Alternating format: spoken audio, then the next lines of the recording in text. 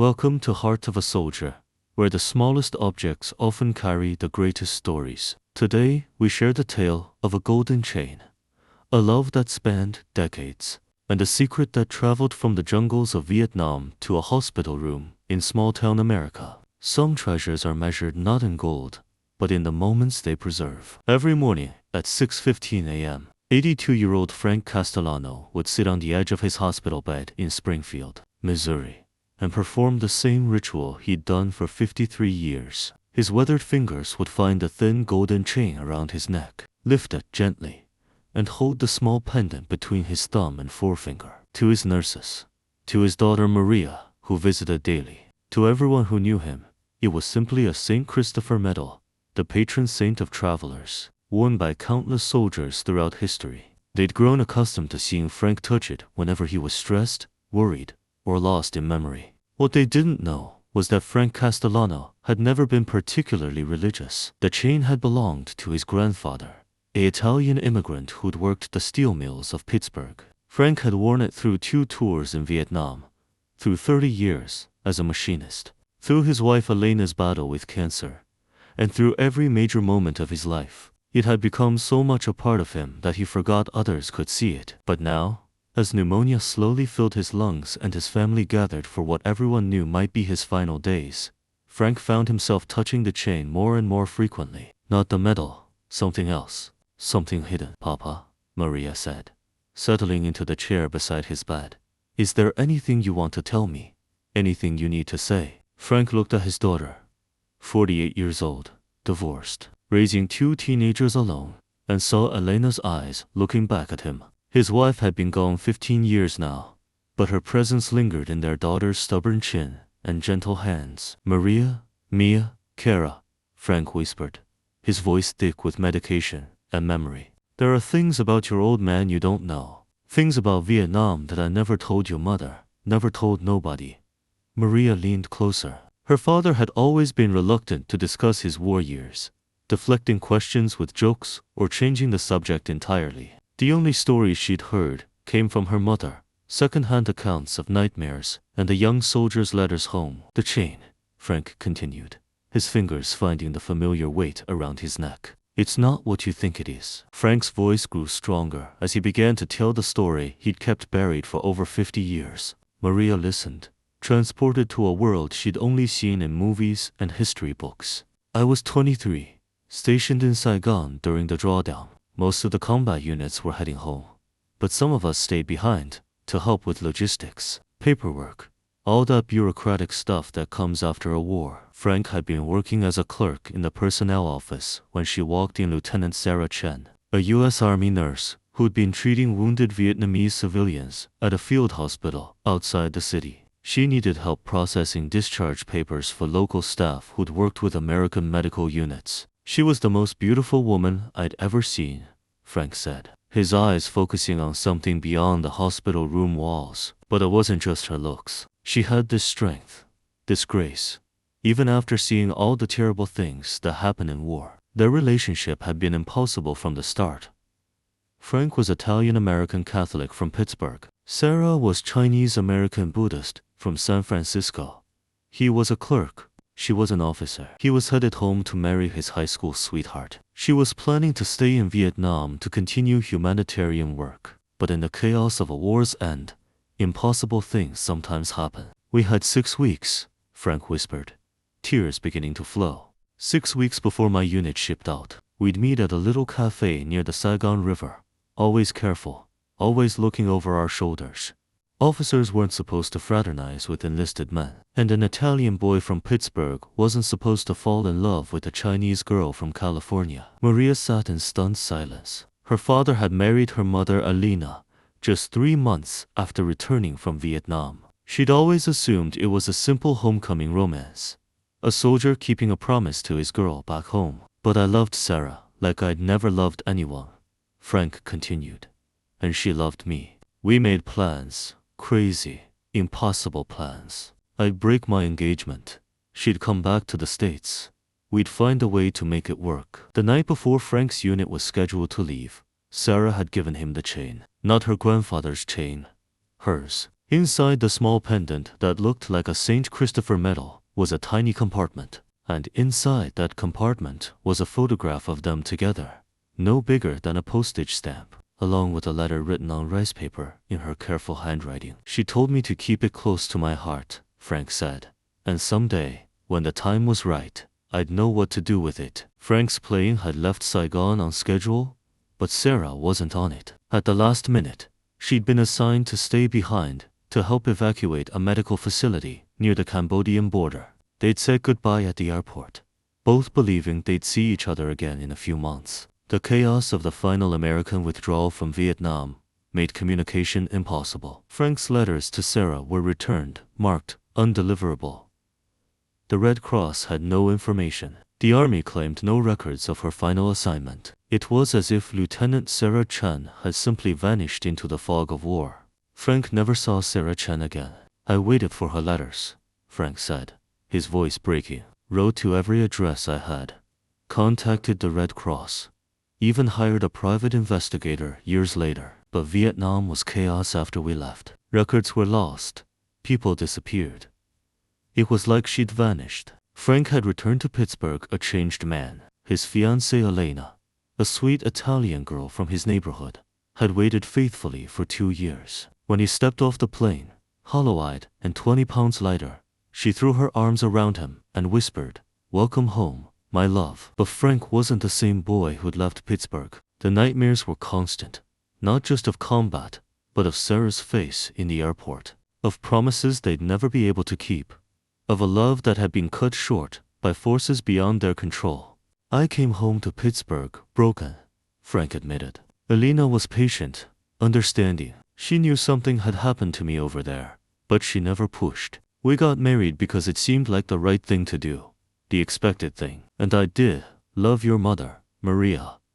Maybe not the same way I loved Sarah, but I loved her. Elena had noticed the chain immediately.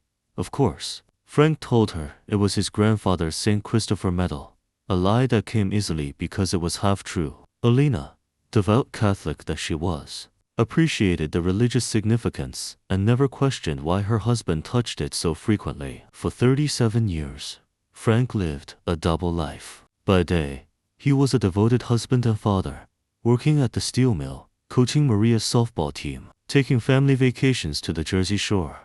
But every morning at 6:15 a.m., he would touch the locket and spend a few precious moments with Sarah's memory. The guilt was constant but manageable. He told himself he was protecting Elena, protecting Maria, protecting the life they'd built together. What good would it do to burden them with a love story that had no happy ending? Frank had spent 37 years as a faithful husband, building a life with Elena, raising Maria, being a good father and provider. But every morning, he'd touch the chain and remember 6 weeks in Saigon, when love had made everything seem possible. Even after Elena's death from cancer 15 years earlier, Frank had kept the secret. What was the point of revealing it now, when all the principles were gone? But lying in this hospital bed, feeling his lungs fill with fluid, and knowing his time was short, Frank realized he couldn't take this story to the grave. Sarah deserved better. Their love deserved better. And Maria deserved to know the full truth about her father's heart. With shaking hands, Frank reached behind his neck to unclasp the chain. For the first time in over 50 years, he removed it entirely. Maria watched in amazement as her father's arthritic fingers found a tiny catch on the pendant she'd assumed was solid gold. The metal opened like a locket. Inside was a photograph so small Maria had to squint to make out the details. A young man in army fatigues and a beautiful Asian woman in a white nurse's uniform, standing together in front of what looked like a Buddhist temple. Both were smiling with the radiant happiness of people deeply in love, and wrapped around the photograph was a piece of rice paper, yellowed with age, but still intact. "Read it to me," Frank whispered. "My eyes aren't what they used to be, and I want to hear her voice one more time." Maria carefully unfolded the letter. The handwriting was faded but elegant, and the words were in English. "My dearest Frank," Maria read aloud, "if you are reading this, then perhaps the time has finally come to let our love see daylight. I know you will marry Elena. It is the right choice, the safe choice, and I would never ask you to break a promise made before we met. But I want you to know that our 6 weeks in Saigon were the happiest of my life. You showed me that love can bloom even in the darkest places, that two people from different worlds can find perfect understanding in each other's hearts. I am staying in Vietnam not because I don't love you, but because I love you enough to let you go. You deserve a simple life, a peaceful life, children who will carry your name and your stories. I cannot give you that. I am too restless, too dedicated to this work, too in love with impossible causes. But carry this piece of me with you always, and know that somewhere in this wide world, there is a woman who will love you until her last breath, who will think of you every morning when she wakes, and every night before she sleeps. When you are very old, when your children are grown and your duties are fulfilled, remember that love like ours doesn't die, it just waits. And if there is another life after this one, I will find you there. All my love, always and forever, Sarah. Maria sat quietly for a long time after finishing the letter. Her father's eyes were closed, but she could see his lips moving silently, as if he were having a conversation with someone only he could see. Papa, she finally whispered. What do you want me to do with this? Frank opened his eyes and looked at his daughter with more clarity than he'd shown in weeks. I want you to find her, Mia Kara, or find her family. Sarah would be 80 now, if she's still alive, but she might have children, grandchildren. They deserve to know about this love, this story. Maria nodded, understanding that this was more than a dying man's wish. It was a sacred trust. And Maria, Frank continued, I want you to know that loving Sarah never meant I loved your mother less. Love isn't a pie that gets smaller when you cut more pieces. It's more like a candle. You can light 1,000 other candles from it, and the original flame burns just as bright. 3 days later, Frank Castellano passed away peacefully in his sleep, his hand resting over his heart where the golden chain had protected Sarah's letter for 53 years. 6 months after her father's funeral, Maria sat in her home office in Springfield, surrounded by printouts from genealogy websites, old military records, and a dozen dead-end leads. Finding someone who'd served in Vietnam 50 years ago was like trying to solve a puzzle with most of the pieces missing. The task seemed impossible at first. Sarah Chen was a common name, and military records from Vietnam were notoriously incomplete. Maria had contacted the Veterans Administration, the National Archives, and even hired a private investigator. But every lead ended in disappointment. Then Maria remembered something her father had mentioned. Sarah had been from San Francisco and had planned to return there after the war to work with refugees. Maria spent weeks calling hospitals, clinics, and community organizations in the San Francisco Bay Area. The breakthrough came from an unexpected source, a librarian at the San Francisco Public Library who specialized in local Asian American history. Maria had sent her a detailed email about her search, including the few facts she knew about Sarah's background. I think I know who you're looking for, the librarian wrote back. There was a Dr. Sarah Chen who was quite famous in Chinatown during the 1980s and 1990s. She opened several free clinics and worked extensively with Vietnamese refugees. Let me do some research. 3 days later, the librarian sent Maria a package containing photocopied newspaper articles spanning 3 decades. The stories painted a picture of a remarkable woman who had dedicated her life to helping others heal from the wounds of war. The first article, from the San Francisco Chronicle in 1975, showed a younger Sarah Chen at the airport, greeting a plane full of Vietnamese refugees. The caption read, "Former Army nurse Sarah Chen helps coordinate medical care for South Vietnamese evacuees." Subsequent articles tracked her work through the decades, opening the first free clinic in Chinatown, testifying before Congress about the need for refugee mental health services, receiving humanitarian awards. And finally, in 2010, a retirement profile that mentioned she was still living in San Francisco's Richmond district. Maria's hands shook as she reached for her phone. The San Francisco operator connected her to the Richmond District Community Health Center, where a receptionist confirmed that Dr. Chen had indeed worked there until her retirement in 2010. Yes, she was still alive, now 81 years old, and still occasionally volunteering. No, they couldn't give out personal information, but they'd be happy to forward a message. Maria spent hours crafting the perfect letter, explaining who she was, how she'd found Sarah, and the secret her father had carried for 53 years. She included photocopies of the letter from the locket and one of the photos from her father's funeral. 2 weeks later, Maria's phone rang at 6:15 a.m., the exact time her father used to perform his daily ritual with the chain. "Is this Maria Castellano?" The voice was elderly, but strong, with the hint of an accent Maria couldn't place. "Yes, this is Maria. My dear, this is Sarah Chen. I received your message about your father, about the letter. I have been sitting by my phone for 3 days, trying to find the courage to call you." Maria closed her eyes, hearing echoes of her father's voice in this stranger's words. "Dr. Chen, I have so much to tell you, and so much to give you."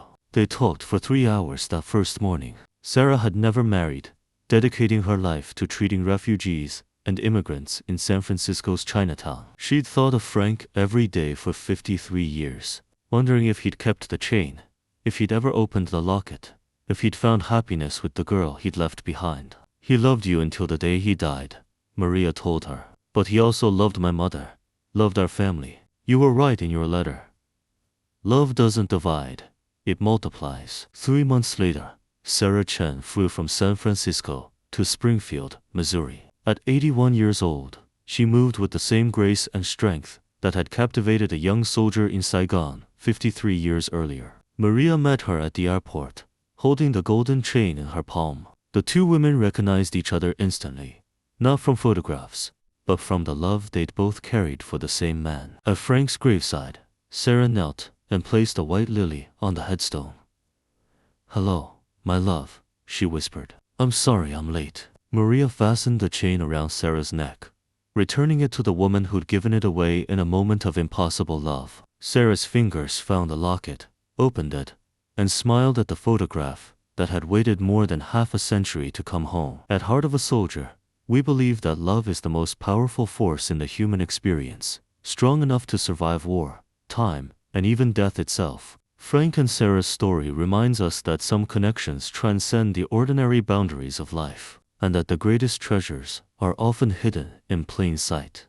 Thank you for joining us on this journey. Remember, every heart carries stories worth telling, and every love, no matter how brief, has the power to change the world.